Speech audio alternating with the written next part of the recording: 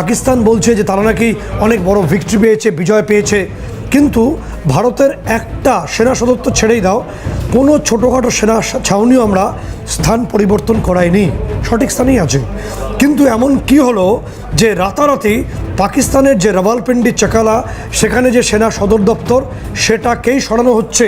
সবথেকে গুরুত্বপূর্ণ খবর, বিস্ফোরক তথ্য, যে যেখানে পাক সেনাপ্রধান আসিম মনির সহ একদম পাক সেনাকর্তারা বসে ভারতকে টুকরো টুকরো করার পরিকল্পনা হুঙ্কার দিচ্ছিলেন এতদিন ধরে, সেই সেনার সদর দপ্তর তাকে সরিয়ে নিয়ে যাওয়া হচ্ছে। কোথায় সরানো হচ্ছে? যে তথ্য আমাদের কাছে আসছে যে ইসলামাবাদ, রাজধানী ইসলামাবাদ, তার কোনো জনবহুল অংশে এই সেনা সদর দপ্তরকে সরানো হবে।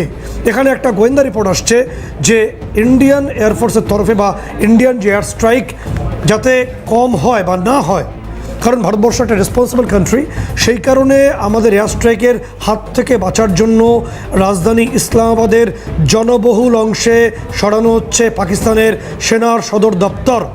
পাকিস্তান সেনারা এতটাই ভীতু এবং কাপুরুষ, তাদের নিজেদের নিয়ন্ত্রণ এবং আত্মরক্ষা এবং নিজেদের যে রক্ষার কোনো ক্ষমতা নেই বলেই তারা পাকিস্তানের সাধারণ নাগরিককে ফের ঢাল করছে।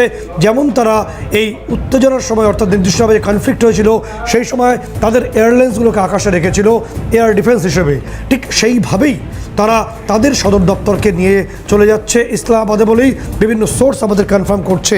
কখন নিচ্ছে? কারণ আমাদের কাছে তথ্য আসছে যেটা, যে শেহবাজ শরীফ প্রধানমন্ত্রীর সঙ্গে আসিম মনির সেনাপ্রধানের কথাবার্তা চূড়ান্ত হওয়ার পরেই সিদ্ধান্ত। এবং কিভাবে হচ্ছে গোটা বিষয়টা, সেটা হলো যে এই যে নির্দিষ্টভাবে রাওয়ালপিন্ডির যে সেনা সদর, তার কাছেই রয়েছে নূর খান এয়ারবেস। যখন আমাদের ব্রহ্মোস আছড়ে পড়ে বলে বিভিন্ন অংশ মনে করছে, সেটা যেমন সেনার সদর দপ্তরও আছড়ে পড়েছিল এবং নূর খান এয়ারবেসেও পড়েছিল।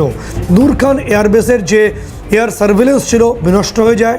C-130 যে বিগ ইউএসের যে মানে এয়ারক্রাফট, সেটাকে গুঁড়ো গুঁড়ো করে দেওয়া হয় এবং নির্দিষ্টভাবে এরপরই সেই সময় আসিম মনির তিনি প্রাণে বাঁচতে সেনা সদরের ভেতরেই তিনি ফর্টিফাইড বাংকার বলা হয়, এগুলো বিশেষ ধরনের বাংকার, তার মধ্যে ঢুকে আত্মগোপন করেছিলেন। এরপরে তারা সিদ্ধান্ত নেন যে আর বেশিক্ষণ নয়, এরপর বেশিক্ষণ থাকলে একেবারে তছনছ ধুরমুস করে দেবে ইন্ডিয়ার যে এয়ার স্ট্রাইক।